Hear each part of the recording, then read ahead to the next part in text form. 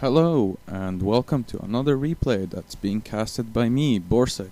So, I am a fan of Husky StarCraft, and I'm also a fan of HD StarCraft. Although, well, I favor Husky because his commentaries are, I'd say, more fun to watch just because his voice goes up and down so much. When he sees a huge battle, it's just extremely funny. So, anyway, I'm starting off as Protoss. I chose random, and I absolutely suck at Protoss.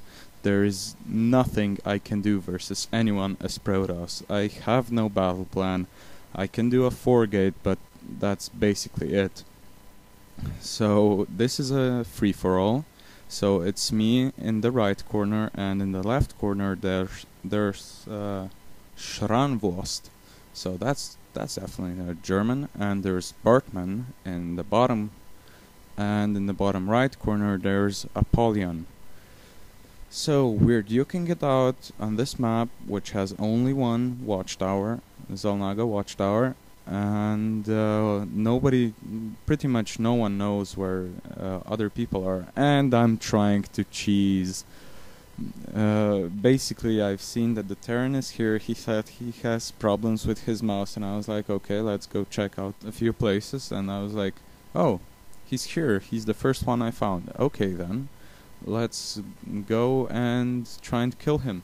Unfortunately, though, my forge is a little slow, and the other players are trying to wall in, and this is not the best placement of buildings, because if you take out this pylon, then both of these buildings go down, and that's just not good.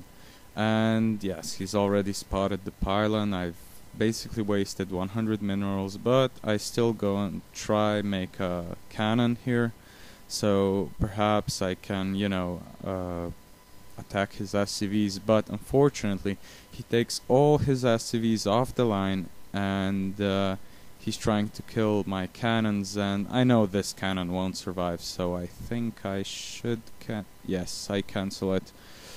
And basically, while I'm doing some harass, he still hasn't got his workers back on his minerals. I mean, this pylon could be taken out by this marine, because I don't have warp gate technology. It would be very strange if I did this early in the game.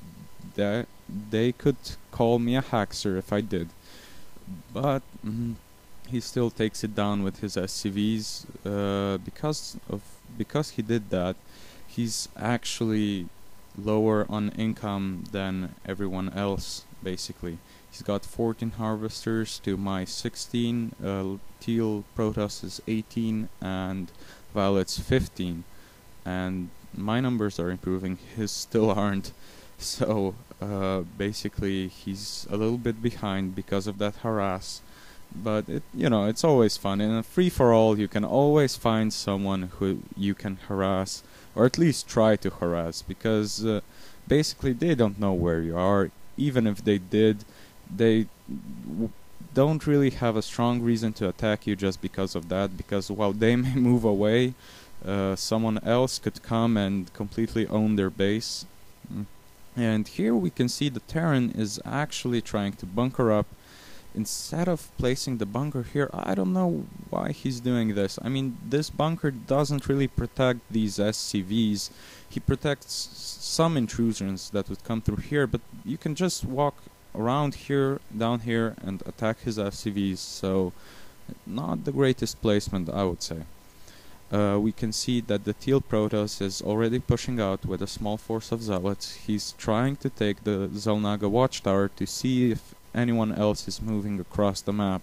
And while he's doing that, I've simultaneously warped in 4 gateways, which I'm going to convert into warp gates once this research finishes. I'm trying to chrono boost it out, but I'm pretty bad at this, so pretty bad at Protoss, so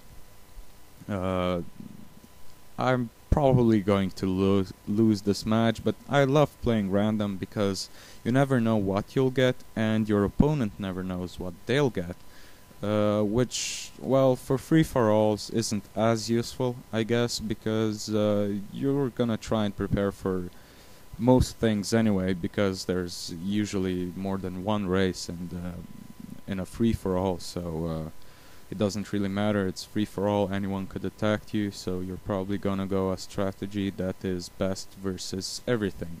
Now, as you can see, again, I'm not scouting very well, or at all. I mean, I know where the red Terran is. I have no idea what teal Protoss is doing, and even less of an idea of what this guy is doing, the purple Protoss. But as you can see, he has 2 gateways up, and actually he's converted them to warp gates. He has a few cannons, which personally I don't like cannons as Protoss. Maybe one at the mineral line, but not more, because the only thing they're really useful for is scouting those observers, and he's actually going carriers this early, so he's going straight to carriers, doesn't give a damn about anything else. His fleet beacon is here while I'm preparing to expand, and Teal Protoss has already expanded. He knows there's no one up here and no one up here, so this expansion is probably just as safe as his base. The distance between them is quite short, so he can quickly reinforce that if anyone comes and attacks. And as you can see, we can look at the units tab. That would be best. Red Terran already has a ghost, and probably no nuke yet, but he's researching cloaks, so we can expect some nukes in the future. Now we can see that he's gone 2 Rex, Factory, Ghost Academy, and Starport, so he's basically just throwing out all the tech. So if the need arises, he can just switch tech. And here we see a battle coming up. And I believe I already have 1 upgrades for ground weapons. So my Zealots are more effective, while he has no upgrades. My Zealots chase off this force of stalkers from Schramvos, but he manages to hold on to most of them. I go up here, and there's a gold expansion here, so wonder what I'm going to do here. He already has his gold, so he's economically, he's probably in the lead. If we look at the income, yeah, he's got the most minerals per minute, and he's also leading in gas. Although we're all almost the same in gas, he probably has, yeah, he only has 1 more probe mining here. But if we look at his resources, he doesn't really need that much gas, as he's lacking minerals at this moment, and he's got a lot of pylons, so he can conjure up a big army very soon.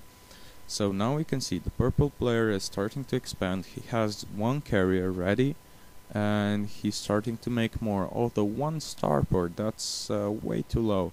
He's going to have to go to 2 base for carriers, because with 1 base you just don't get enough resources to make any normal amount of carriers you see in every game and to crush your opponents with, because right now he's just got 2 carriers. I could probably take him out with all these stalkers, though that would be a huge gamble. In any case, currently the red Terran has no intention of expanding, not even here. He seems to have cleared away the rocks at his natural, but unfortunately there's also rocks here, so if Teal clears out those rocks, this expansion is very volatile ground. And as you can see, I'm massing up my units here. I'm warping them in here because I've got warp gate technology, and I'm going to start teching up.